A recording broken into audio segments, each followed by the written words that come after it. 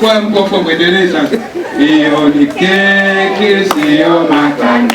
Hiyo ni keki sio makande. Hiyo ni keki. Hiyo ni keki. Hiyo ni keki sio makande. Hiyo ni keki sio makande. Basi pale tulipo paroko utashika hicho kisu na kukinyanyua juu. Angalia tu watu wote vimo wanaona mko sawa, usije kafika kwenye vichwa vyao. Basi taratibu huku tukiwa tunamshangilia kwa makofi na vigeregere.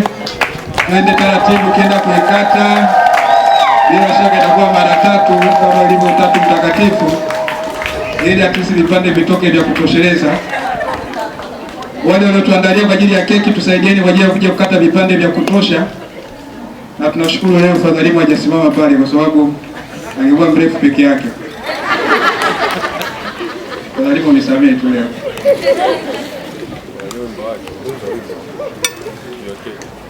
Na kwa taarifa tu, mtunzi wa wimbo hiyo keki sio makande ni yeye mwenyewe tu, na tutamwimbia sio mbali sana.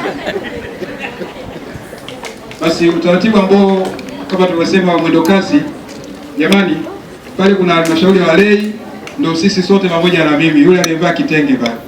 Kuna baba paroko pale msaidizi ule wa baba na mwenye nyumba yake baba paroko, si ndio? Mwenyewe, si ndio? Hebu makofi kwa mimi ambaye nimewatambulisha. Sisi kama hizo vipande, cha kwanza Padre Paulino utakichukua kwa ajili ya kumkaribisha Padre Fidelis kwa ishara ya kuonyesha kwamba unamkaribisha katika parokia yetu. Duma vipi baba?